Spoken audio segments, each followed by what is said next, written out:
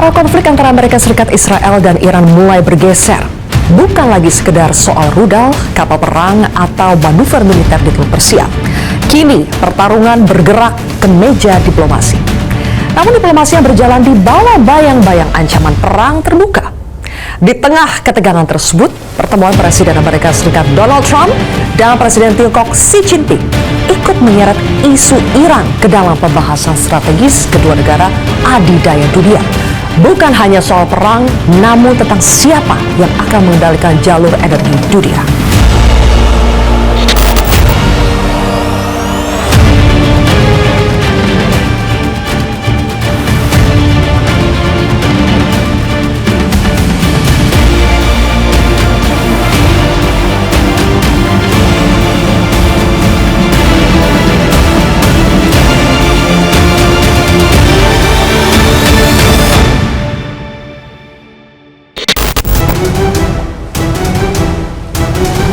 Sikap Zionis Israel kembali menuai sorotan dunia internasional.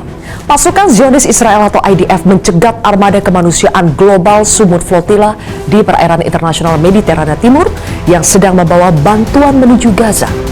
Dalam rombongan ini, sedikitnya terdapat 5 WNI yang ikut ditahan. 3 diantaranya merupakan jurnalis Indonesia, Bambang Noroyono, Todi Badai, dan Andre Prastio Nugroho. Penahanan ini memicu reaksi keras dari Indonesia. Kementerian Luar Negeri RI mendesak Israel untuk segera membebaskan seluruh awak kapal global Sumut Flotilla. Sementara Wakil Ketua Komisi 1 DPR RI Sukamta mendesak pemerintah Indonesia dan dunia internasional menekan Zionis Israel agar segera membebaskan para jurnalis dan aktivis tersebut.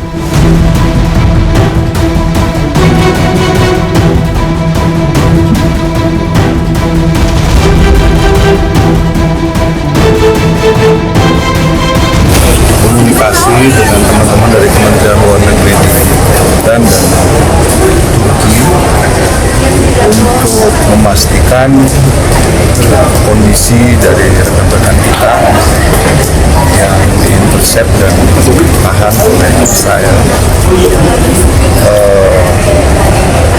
Sejauh ini informasi yang kita terima itu masih sulit karena komunikasi yang terbatas.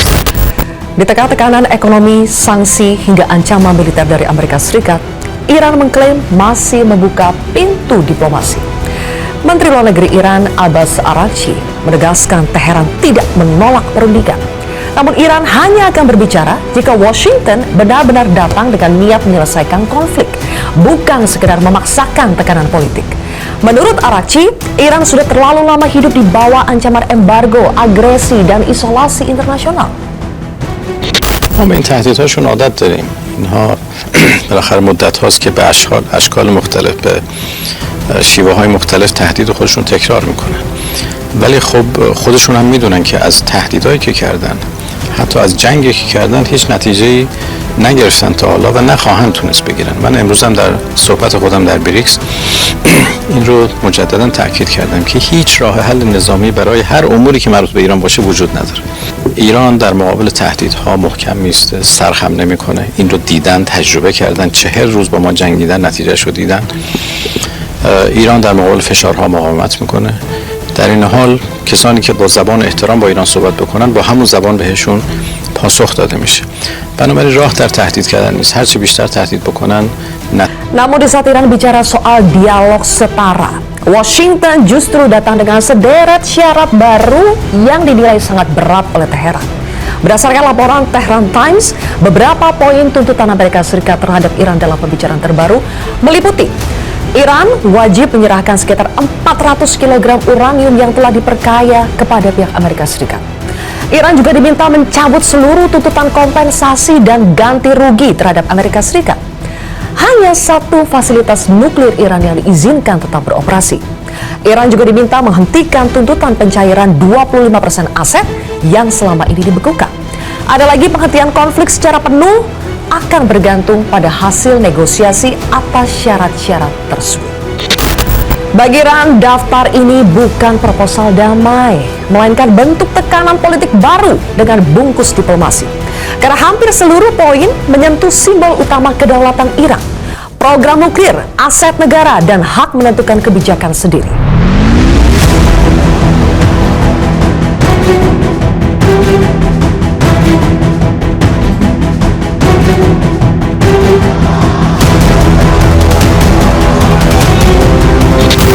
Retorika keras kembali muncul dari Teheran. Penasihat militer Iran, Mohsen Rezai, memperingatkan bahwa Laut Oman bisa berubah menjadi kuburan bagi kapal-kapal Amerika Serikat jika tekanan militer terus berlanjut.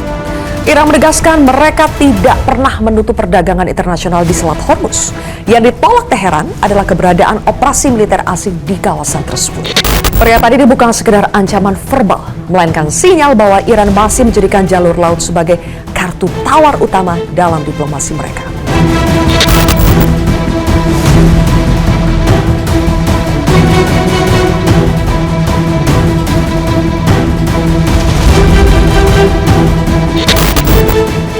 Di tengah harapan dunia agar dua kekuatan besar global mampu meredam konflik Iran, hasil pertemuan Donald Trump dan Xi Jinping justru dinilai belum menjawab krisis yang terus memanas.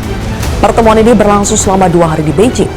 Amerika Serikat dan Tiongkok sepakat bahwa stabilitas kawasan dan keamanan jalur energi global harus dijaga. Namun sampai pertemuan berakhir, belum ada formula konkret untuk menghentikan konflik Iran. Media internasional menilai hasil pertemuan ini jauh dari ekspektasi awal. Dunia belum benar-benar mendapatkan kepastian. Apakah dua kekuatan besar dunia ini akan bekerja sama meredam konflik atau justru memainkan pengaruhnya masing-masing di belakang layar?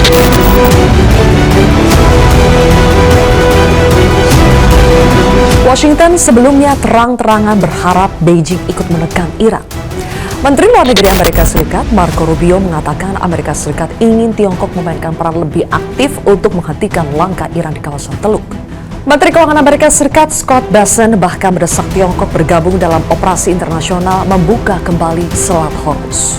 Donald Trump kemudian mengklaim Xi Jinping sepakat bahwa Iran harus membuka kembali jalur pelayaran tersebut.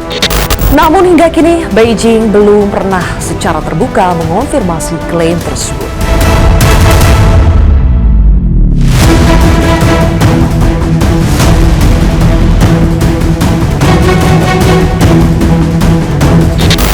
Menariknya, setelah berulang kali meminta Tiongkok lebih aktif, Donald Trump justru mengatakan Amerika tidak membutuhkan bantuan siapapun terkait Iran. I don't need favors. I think he will. I think automatically he'd like to see it opened up. He gets about 40% of his energy or his oil from that, from the strait. We get none. We don't need it. Kontradiksi ini memperlihatkan satu hal penting. Washington ingin Tiongkok ikut menekan Iran, namun pada saat yang sama Amerika Serikat juga tidak ingin terlihat bergantung pada Beijing di tengah rivalitas global kedua negara. Karena bagi Trump, citra politik tetap penting. Amerika Serikat harus terlihat memimpin, bukan meminta-minta bantuan.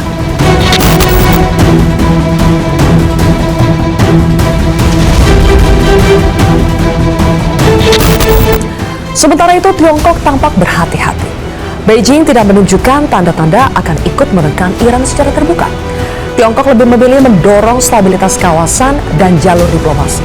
Bahkan setelah pertemuan dengan Trump, Xi Jinping tidak memberikan komentar spesifik soal Iran. Sebaliknya, Kementerian Luar Negeri Tiongkok hanya menegaskan bahwa perang ini seharusnya tidak pernah terjadi. Sejumlah media internasional menilai Xi Jinping justru tampil lebih dominan dibandingkan Donald Trump dalam pertemuan Beijing. Banyak analis melihat Tiongkok berhasil mempertahankan posisinya tanpa memberikan komitmen besar kepada Washington terkait Iran. Sementara Trump dianggap gagal mendapatkan dukungan strategis yang benar-benar konkret. Xi dinilai tampil lebih tenang, lebih konsisten, dan tidak terjebak dalam tekanan retorika perang. Sedangkan Trump datang dengan target besar, namun pulang tanpa terobosan nyata terkait Iran.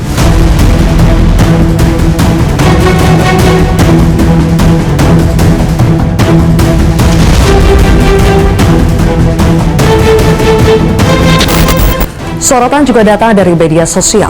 Netizen ramai membahas perbedaan tinggi kursi saat Trump dan Xi Jinping duduk berdialog.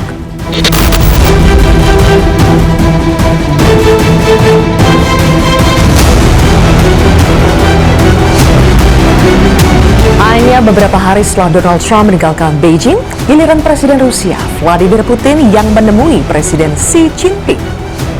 Pertemuan Putin dan Presiden China Xi Jinping dipandang sebagai konsolidasi kilat poros timur di tengah tekanan barat yang semakin besar. Kunjungan ini sekaligus menegaskan posisi Tiongkok yang kini memainkan dua peran sekaligus. Sebagai mitra ekonomi utama Rusia dan sebagai mediator geopolitik global yang semakin aktif di tengah konflik dunia.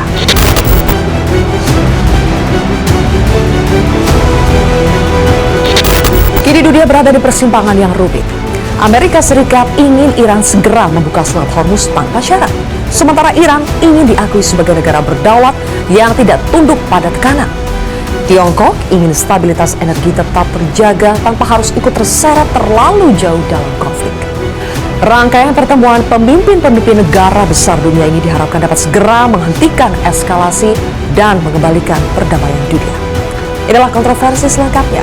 Amerika Serikat Iran memuncak, manuver Tiongkok bergerak, bersama saya Zilvia Iskandar.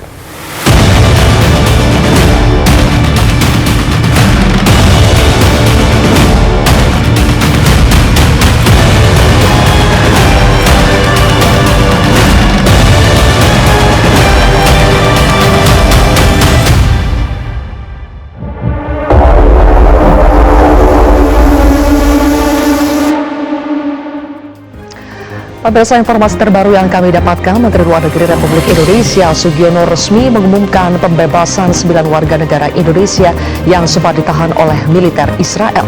9 WNI yang tergabung dalam misi kemanusiaan Global Sumut Flotilla 2.0 kini dalam perjalanan meninggalkan wilayah Israel menuju Istanbul, Turki, dan selanjutnya akan segera melanjutkan penerbangan kembali ke Indonesia.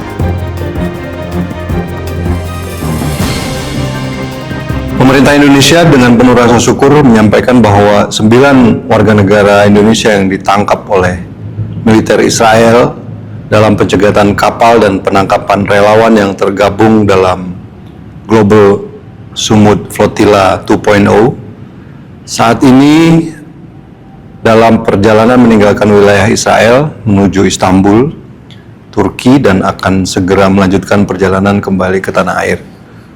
Pemerintah Indonesia menyampaikan apresiasi yang sebesar-besarnya kepada pemerintah Turki atas peran aktif dan dukungan penuh dalam memfasilitasi proses pemulangan ini. Pemerintah Indonesia sekali lagi menegaskan kecamannya atas perlakuan tidak manusiawi yang diterima para relawan selama masa penahanan.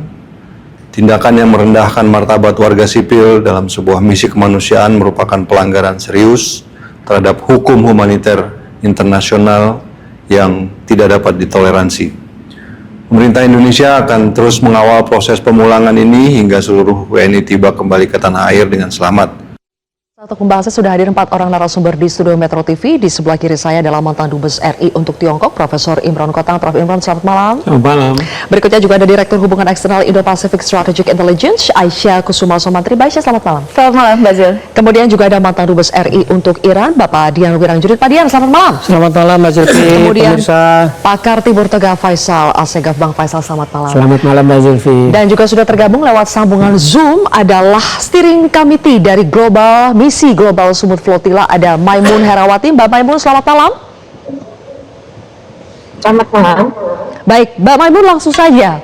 Kami konfirmasi, sudah ada berita dari Menlu Indonesia bahwa 9 WNI kita sudah terbang berangkat dari Israel menuju Turki. Itu sudah terkonfirmasi ya, Mbak Maimun? Iya, berangkat dari tanah Palestina yang dijajah, naik 3 pesawat dan insya Allah 1,5 jam lagi atau bisa jadi sejam lagi mendarat di Istanbul, dan saya sedang menuju bandara untuk menemui mereka insya Allah. Oke, bandara Istanbul ya. Mbak Maimun juga mendapatkan informasi bagaimana kondisi mereka saat ini? Iya, nanti kondisinya akan bisa saya update ketika saya sudah bertemu dengan mereka semua insya Allah. Oke, apakah ke-9 WNI kita juga mengalami kekerasan seperti yang dialami oleh sejumlah relawan lainnya ketika ditahan? Iya, kami mendeteksi berdasarkan analisa pakaian dan kemudian juga postur dari belakang. Minimal ada 4 di antara WNI yang juga mengalami yang ada dalam video kekerasan tersebut. Oke, baik. Kemudian setelah tiba di Istanbul, Turki, apakah akan langsung juga bertolak ke Indonesia? Tidak, insya Allah akan diambil dulu kesaksian, pemeriksaan kesehatan, sehingga berbagai yang terjadi kepada teman-teman bisa didokumentasikan untuk kemudian dilihat tindak berikutnya. Setelah itu baru kemudian bertolak ke Indonesia, insya Allah. Baik, insya Allah ya. Mbak Maimun, berkali-kali misi kemanusiaan menembus blokade Gaza itu digagalkan oleh Zionis Israel. Apakah para relawan GSF ini akan tetap melanjutkan misi perjuangan ini ke depan? Iya, karena Palestina belum merdeka, genosida masih terus terjadi. Kita tahu katanya gencatan senjata, tapi lebih dari 2.000 pelanggaran gencatan senjata dilakukan sejak tanda tangan dibubuhkan pada perjanjian tersebut. Lebih dari 1.000 pengeboman dilakukan oleh Israel kepada warga Gaza, dan kita tahu pada saat penandatanganan jumlah tanah yang dikuasai oleh Israel atas tanah Gaza adalah 53%, tapi sekarang yang mereka kuasai adalah 64%. Artinya tersisa hanya 36% tanah Gaza yang bisa didiami oleh 2 juta bangsa Palestina di Gaza. Bayangkan betapa crowdednya, Mbak. Nah, belum lagi kemudian 1 juta diantaranya dalam keadaan kelaparan, karena sebenarnya jika mengikuti perjanjian gencatan senjata, seharusnya 600 truk itu diizinkan masuk per hari, tapi sejatinya sekitar 100 truk saja yang masuk, dan itu pun sangat jauh dari kebutuhan yang ada. Obat-obat tidak tersedia dengan baik. Ini makanya kemudian mengapa kami melakukan tindak usaha untuk mendobrak blokade, karena pemerintah di dunia gagal gagal untuk menghentikan tindak kekejaman dan pelanggaran hukum internasional yang dilakukan oleh Israel. Mbak Maimun, jadi apakah kami akan melakukan lagi? Insya Allah kami lakukan lagi, insya Allah. Oke, insya Allah, baik. Mbak Maimun, satu lagi soal kapal-kapal yang membawa para relawan ini kan akhirnya membawa begitu banyak logistik bantuan-bantuan untuk warga Gaza. Lalu setelah diintercept oleh pasukan penjajah Zionis Israel, bagaimana dengan logistik-logistik yang sudah dibawa di kapal itu, Mbak? Iya. Jadi Mbak, yang penjajah lakukan adalah pada saat mereka naik, lalu kemudian menculik teman-teman kami, relawan kemanusiaan. Ketika kemudian teman-teman dipindahkan, mereka merusak layar, merusak mesin, sehingga kapal-kapal itu sebagian tenggelam, sebagian lagi terombang-ambing di lautan luas.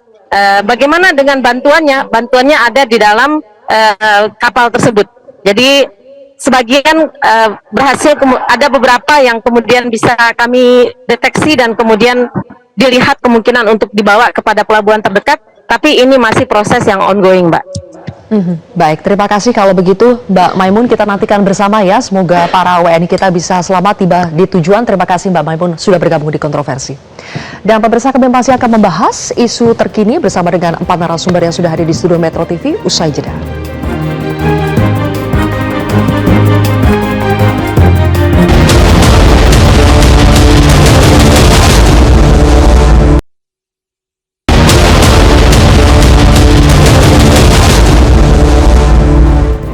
Oke, langsung saja Bang Faisal, kami tahu Anda menghubungi sejumlah sumber Anda kan sebagai wartawan senior menghubungi beberapa narasumber Anda, jejaring Anda di Israel ya.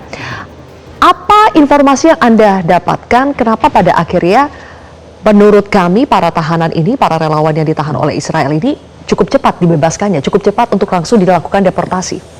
Informasi pertama saya dapat dari mantan wakil direktur Mossad, itu namanya Ram Ben Barak, itu saya udah berteman lama.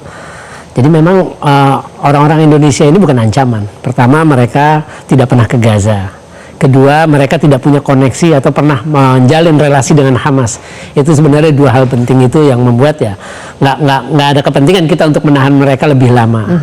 Terus terakhir tadi hari ini saya berbicara dengan wawancara dengan juru bicara adalah LSM, pemantau hak asasi manusia di Israel. Itu juru bicaranya namanya Mu'tasim Zaidan.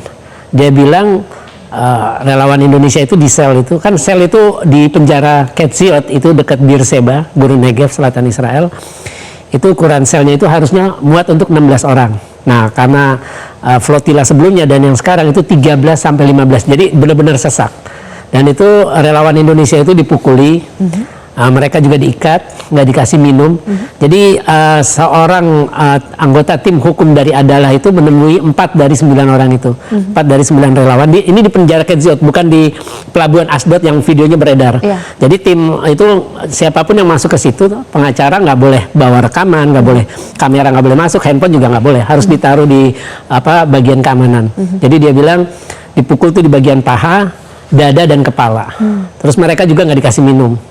Seperti itu. Jadi memang perlakuannya buruk, makanan juga tidak layak. Seperti itu. Ya saya mengalami itu juga sih waktu pas ditangkap Hizbullah 2024. Oke. Dan dalam video yang viral beredar ketika dipublikasikan sendiri ya oleh Menteri Keamanan Nasional Israel Itamar Ben-Gvir, kurang lebih seperti itu ya gambarannya ya, terang-terangan dilakukan oleh menterinya langsung mencemooh, memutarkan lagu kebangsaan Israel, meledek-ledek para relawan. Kalau itu kan, ini kan kaitannya semacam kampanye ya, mau pemilu di Israel September. Jadi Ben-Gvir melakukan itu untuk menarik dukungan dari pemukim-pemukim Zionis garis keras kan, yang tiap hari menyerang desa-desa atau wilayah permukiman di tepi barat, termasuk juga desa-desa Kristen seperti Tayyibah itu di tepi barat, itu juga diserang hampir tiap hari. Jadi yang dilakukan Ben-Gvir yaitu bagian dari upayanya mendapat dukungan suara dari kaum ekstremis seperti itu. Dan kita tahu kan itu ada, saya sempat dari awal itu hari Senin saya menghubungi Menteri Luar Negeri Israel Gideon Sa'ar, tapi pertanyaan saya tuh cuma dibaca aja di WA.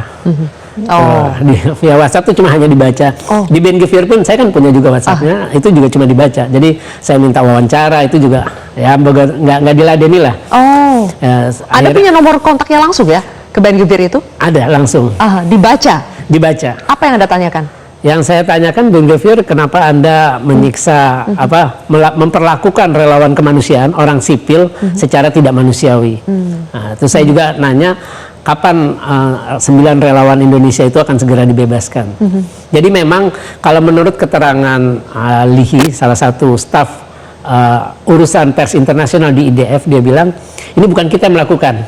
Jadi itu yang melakukan adalah polisi dan aparat keamanan, dan itu semua di bawah wewenang Ben-Gvir. Jadi semua penjara di Israel itu wewenang dari Menteri Keamanan Nasional Israel Itamar Ben-Gvir. Jadi IDF bilang itu bukan mereka menangkap, tapi setelah itu urusan diserahkan ke Ben-Gvir yang membawahi semua penjara di Israel, termasuk polisi. Dan kabarnya PM Netanyahu juga katanya mengecam apa yang dilakukan oleh Ben-Gvir. Itu bisa dipercaya tidak? Netanyahu ikut mengecam?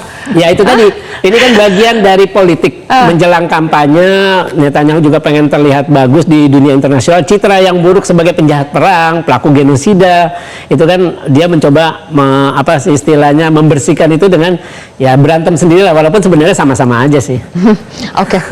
Sebelum saya masuk ke isu China dan juga Iran ya, saya ke Mbak Aisyah lagi. Mbak Aisyah, di tengah ketegangan di Timur Tengah, kita melihat bagaimana Zionis Israel masih saja bisa dengan semena-mena mencegat kapal-kapal yang membawa para relawan yang hendak memecah blokade ke Gaza dengan membawa berbagai macam bantuan dari 40 negara. Pertanyaan saya Mbak Aisyah, kenapa sih hal ini terus terjadi tanpa ada negara yang seperti bisa mencoba untuk menghentikan Israel? Kenapa? Ini sudah 40 negara. Ya, kita sulit sebenarnya kalau berbicara tentang Israel, karena memang plan Israel ini kan memang banyak yang bilang bahwa oh ya Israel Raya itu sudah tidak lagi kemudian digaungkan, ini sesuatu yang kuno. Tetapi sebenarnya kalau kita lihat dari pidato-pidato berbahasa Ibrani dari politikus-politikus garis keras Israel, itu banyak sekali kemudian dikatakan secara gamblang di media maupun kemudian di sidang-sidang yang sifatnya formal gitu ya. Nah, sekarang kita lihat di sini Israel itu punya 3 tahapan sebenarnya. Yang pertama ya, dia berusaha untuk menghancurkan infrastruktur di wilayah yang ingin diokupasi. Yang kedua adalah kemudian mendisposisi atau kemudian mengeksodus ya orang-orang yang tinggal di daerah sana. Dan yang ketiga memasukkan settlers untuk bisa melakukan effective occupations. Dan itu kan melakukan hal tersebut itu bukan berarti kita lihat oh iya tiba-tiba saja kemudian bisa terjadi. Tapi dalam prosesnya ada pelanggaran-pelanggaran kemanusiaan yang pasti dilakukan oleh Israel. Nah, sementara itu kita tahu di dalam dunia internasional ini ya, salah satu main proponen dari sistem yang berlaku di dalam dunia internasional pasca setelah Perang Dunia Kedua itu adalah Amerika Serikat. Banyak dari pelanggaran-pelanggaran Israel ya yang kemudian itu sebenarnya dijadikan komplain dan masuk ke dalam sidang DKPBB. Tetapi permasalahannya selama kemudian Amerika Serikat itu berada di belakang Israel dan menjadi main proponen dan supporter dari Israel, sulit untuk kemudian bisa menghasilkan sanksi yang benar-benar efektif terhadap Israel. Apalagi kita tahu bahwa di dalam sistem politik Amerika Serikat ini jauh lebih mengakar sebenarnya dengan keterikatan Israel dengan Eropa, yang sistem keterikatannya itu lebih ke arah sejarah. Kalau Amerika Serikat kita bicara tentang pengusaha-pengusaha yang kemudian memiliki paham Zionis. Mereka memberikan investasi terhadap politisi-politisi, dan salah satunya saya kira itu adalah Donald Trump. Hampir seluruh politisi di Amerika Serikat itu memiliki sponsor dari pengusaha yang memiliki paham Zionis, yang memiliki hubungan dengan Israel. Oke, semakin terpuruknya sekarang citra Trump dan juga approval rating Trump di Amerika Serikat. Saya ingin menyambungkannya dengan peristiwa penting yang kita lihat 1 minggu terakhir ketika Beijing seperti menjadi pusat. Semua orang ingin menyambangi Xi Jinping, Trump, kemudian juga Putin. Apakah Prof. Imron ini menandakan bahwa sekarang China adalah negara yang paling berpengaruh, dominasinya itu sudah mengalahkan Amerika Serikat? Ya, saya kira betul ya. Kalau kita secara objektif melihat perkembangan terakhir yang terjadi di Beijing, itu kita bisa mengatakan bahwa center of gravity of the world's diplomacy itu sekarang ada di Beijing ya. Terbukti dengan secara berturut-turut Beijing dikunjungi oleh 2 negara katakanlah superpower yang ada di saat ini, yaitu Amerika Serikat dan Rusia. Jadi kalau ada orang yang mengatakan bahwa Beijing sekarang dan saya selalu mengatakan demikian, bahwa Beijing ini sudah elevate itself into what we call as China 2.0, itu tidak terbantahkan. Oleh karena itu kita berharap China juga memainkan peran yang positif, karena bagaimanapun jangan sampai peningkatan status politik dari China itu justru dimanfaatkan untuk tujuan-tujuan yang bertentangan dengan kepentingan global, terutama dengan kepentingan nasional Indonesia.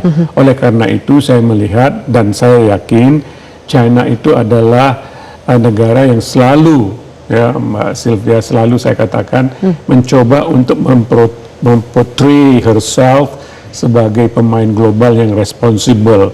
Kadang-kadang memang mereka agak seksi ya di Laut Cina Selatan, tapi mereka selalu ingin mencoba untuk memainkan peran berdasarkan adagium play by the book. Play by the book, oke. Selain Trump dan juga Putin, sebelumnya Pak Dian, sudah ada Menlu Araghchi juga yang bertemu dengan Menlu Wang Yi di Beijing. Tetapi apakah Anda melihat pertemuan demi pertemuan dari Iran, kemudian Trump, Putin ke Beijing itu sudah mulai menghasilkan perubahan-perubahan yang bisa kita lihat di Selat Hormuz maupun penghentian atau berkurangnya agresi Amerika Serikat terhadap Iran? Terima kasih Mbak Sylvie. Begini, saya melihatnya kalau kita mundur ke yang pertama, ketika JCPOA tercapai, tahapan hampir sama. Di awal bertele-tele, 10 tahun. Dalam konteks yang sekarang, memang tidak 10 tahun, tapi dulu tidak ada perang narasi, perang retorika, tidak ada. Jadi itulah perundingan yang diajukan usul ditolak, diajukan usul di sana ditolak, saling begitu. Ini zamannya Obama ya? Zaman Obama. Kalau sekarang dengan era yang makin cepat perkembangan digitalisasinya ini, buat saya ini yang terjadi. Perang baru 2 kali dari yang tahun lalu sekarang, juga tidak menyelesaikan seperti yang dikehendaki oleh si Trump itu, dicoba negosiasi sekarang, juga tersendat. Ketika zaman JCPOA, Cina masuk ketika tahap seperti ini, tahap kritis, ketika orang dikhawatirkan dengan kebuntuan yang akan berlanjut dengan perang juga waktu itu. Tapi bisa diselesaikan karena Cina memainkan kartunya yang bisa menekan Amerika ketika itu juga, dan juga bisa meyakinkan Iran bahwa negosiasilah jalan yang terbaik. Waktu itu belum sampai, saya kira Barack Obama jelas orang yang waras, yang common sense-nya jalan. Berbeda dengan sekarang. Nah, tekanan terakhir dari Cina kepada Trump, buat saya itu yang didengar, sehingga dia mau mulai menjajaki ini. Apalagi kalau lihat kita lihat tadi Mbak Sylvie bilang, Ya. Iran pun sudah mulai melakukan move-nya, Ya. juga termasuk mengirim Araghchi untuk ketemu Menteri Cina.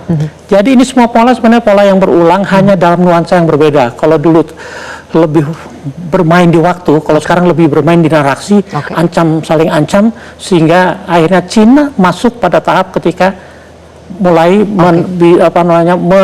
bersikap tegas kepada Amerika supaya jangan main-main lagi dengan proses yang sedang ditempuh. Oke, apa faktor yang pada akhirnya waktu itu membuat China akhirnya masuk dalam perundingan antara Amerika Serikat dengan Iran, dan kapan sebetulnya China sekarang juga akan masuk untuk mulai terlibat lebih jauh dalam proses pendamaian antara Amerika Serikat dengan Iran? Kami akan bahas usai jeda pemirsa, tetaplah di Kontroversi.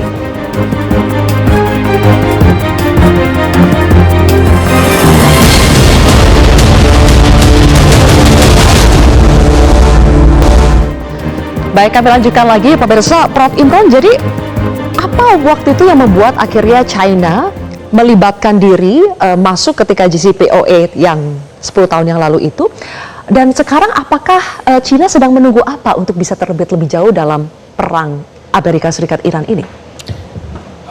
Berdasarkan pengalaman saya sebagai duta besar di China itu selalu melihat sesuatu itu apakah itu menguntungkan dirinya atau tidak.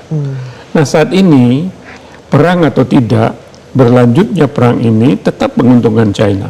Jadi bukan keuntungan yang mencari China, bukan China mencari keuntungan, tapi keuntungan mencari China.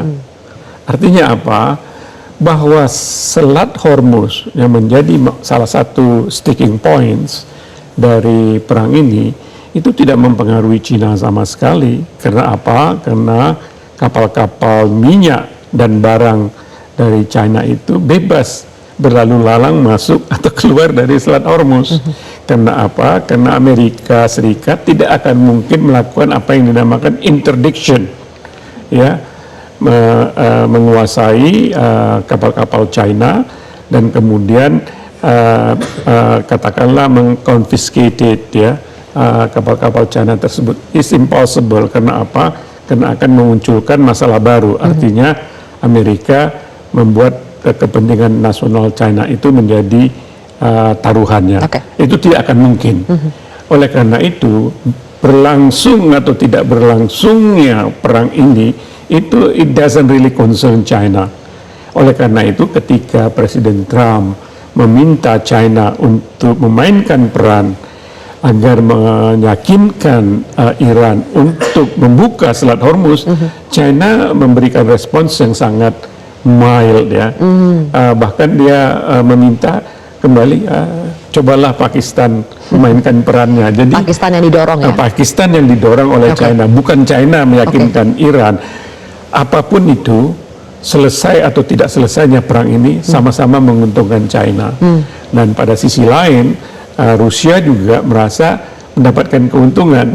Akibat dari perang ini, harga minyak dunia melonjak tinggi dari 70 menjadi 100 lebih, bahkan sampai 120.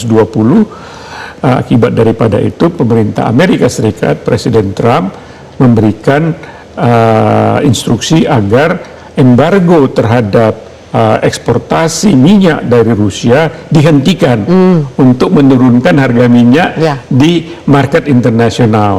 Jadi Rusia ini juga penikmat, ya, dari konflik ini. Jadi kalau menurut hemat saya, China dan Rusia ini akan menunggu, ya, karena apa? Karena waktu berada di pihak mereka. Oke, saat ini Pak Dian, double blokade masih terjadi di Selat Hormuz, meskipun ada sebagian kapal yang masih bisa melintas. Trump kembali mengultimatum Iran, sementara ARGC juga membalas dengan mengatakan perang bisa meluas tidak hanya di Timur Tengah jika Amerika Serikat terus melanjutkan agresinya. Apakah itu berarti perang dengan skala yang lebih besar itu sudah di depan mata? Kalau saya, tolong sampaikan deh, silakan Trump ngomong apa aja, nggak ada yang percaya kok. Karena dengan situasi seperti sekarang saja, itu semua pihak sekarang pada dasarnya menyadari bahwa tidak akan ada satu pihak pun jelas yang mengaku kalah. Tidak bisa yang mengaku menang juga seperti digembar-gemborkan Trump. Yang ada adalah ceasefire de facto. seperti Korea gitu loh. Ya udah, nggak usah dilanjutkan. Dalam kondisi seperti ini justru semua pihak menguntungkan. Artinya negara-negara kawasan Teluk maksud saya jelas sudah bisa mengembalikan kedaulatannya tanpa campur tangan Amerika lagi. Dia mulai menata kembali negara masing-masing yang selama ini sebenarnya tidak ada apa-apa kecuali diseret oleh Trump ikut-ikutan gitu loh. Nah, situasi ini memungkinkan hal itu dilakukan oleh negara-negara Teluk. Iran sendiri jelas membutuhkan suasana yang tenang. Tapi yang menjadi masalah nanti kan kemudian residu dari sisa-sisa kapal yang masih ada nih, termasuk kapal Indonesia tuh yang belum juga dilepaskan. Nah, situasi seperti ini mungkin dalam konteks sekarang ini yang terbaik.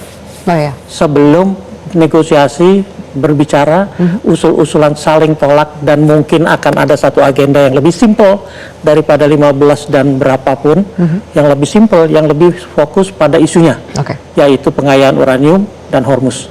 Ya udah tinggal dua itu. Kalau itu dikatakan bisa diatasi, artinya kalau Amerika masih memaksakan uranium yang diperkaya Iran itu harus dikirim keluar. Kalau ke Amerika sudah pasti tidak mungkin. Dikirim ke Rusia sekalipun tidak akan diterima. Karena 3,67% itu tetap dibutuhkan untuk sebuah reaktor kok. 19,sekian% untuk kebutuhan pertanian, untuk kemudian kedokteran. Jadi 20% ambang yang namanya threshold nuklir itu, 20% itu tetap dia akan harus punya, akan pertahankan. Jadi lupakan masalah pengayaan uranium yang diinginkan oleh Trump dibuat sampai 0, tapi Hormuz saya kira Cina bisa bermain kepada Amerika. Jangan mengikuti kemauannya, tapi ikuti apa yang diarahkan oleh Cina. Tidak ada lagi ancam-ancaman, tidak ada lagi nuansa yang memanaskan, memperkeruh suasana, tapi lebih baik Trump diamlah seperti ini. Oke. Nanti Bang Faisal dan juga Mbak Aisyah di segmen terakhir kita akan bahas bagaimana Panglima Militer dari Pakistan hari ini kembali datang ke Iran dan apakah masih ada harapan konflik selesai melalui jalur diplomasi atau sudah saatnya China turun tangan. Sesaat lagi pemirsa, tetaplah di Kontroversi.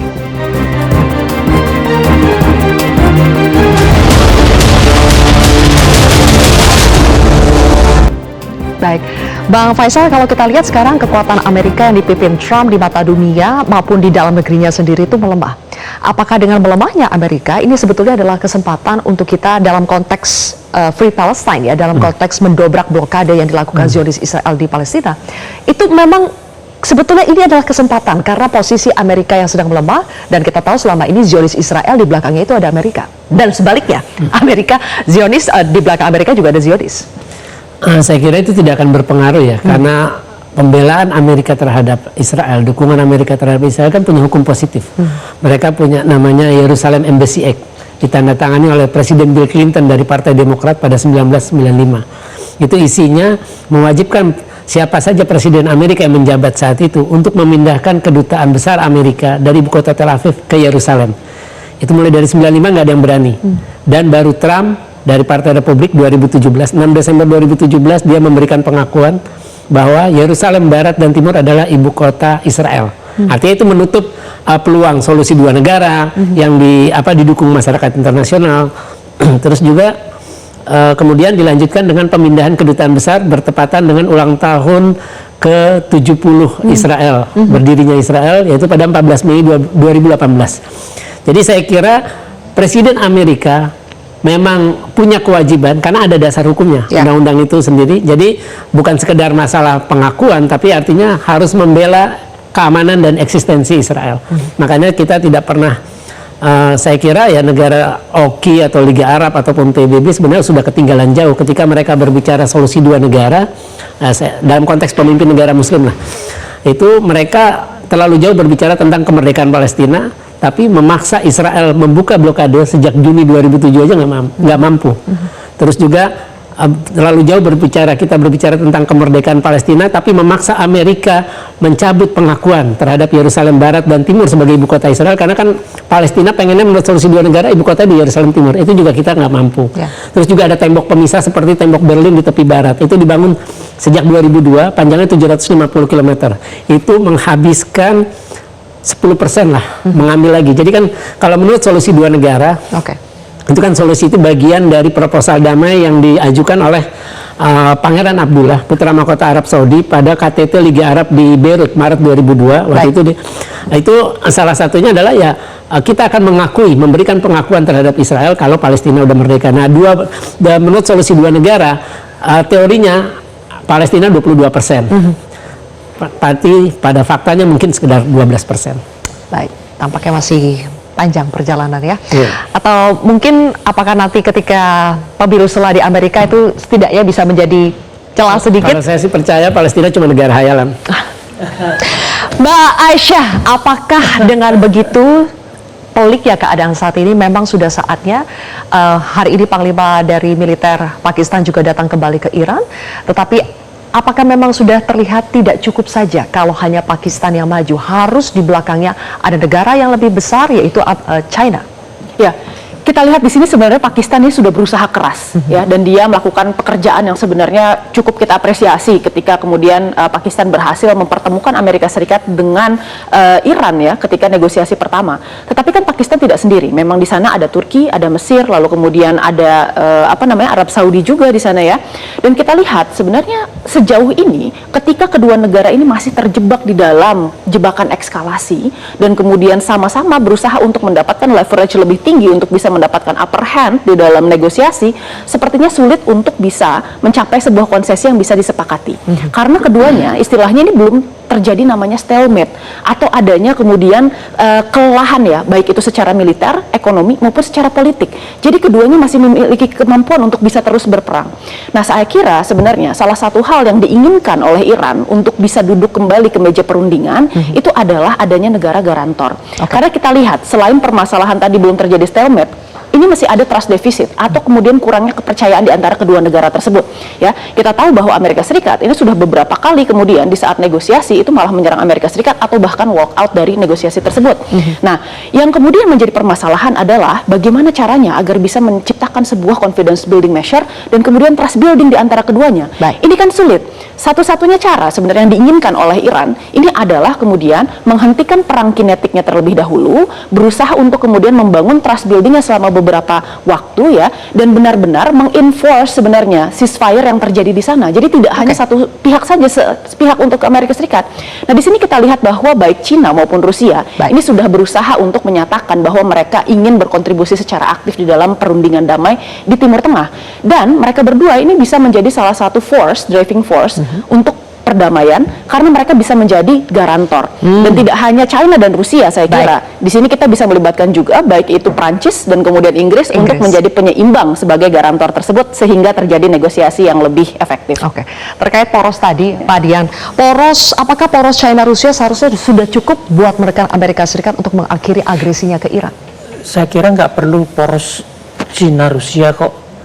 Masalahnya tinggal dua kok. Kita kan prioritas yang terdekat adalah dua hal, yaitu esensi dari masalah program nuklir Iran, yaitu pengayaan uranium.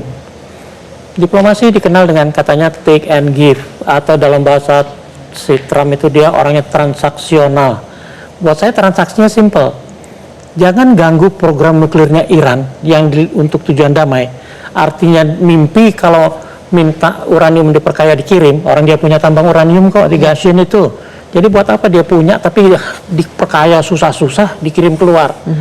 Karuan impor yang diperkaya dari luar sekalian gitu.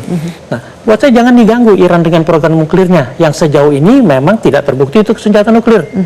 Kalau itu dilakukan, diterima oleh Amerika, yakin Iran bisa diajak dialog, yuk buka Hormuz seperti dulu. Tidak dikutip biaya apapun, sama-sama menguntungkan. Tapi jaminan bahwa Iran boleh melanjutkan program nuklirnya untuk tujuan itu esensi permasalahan ini.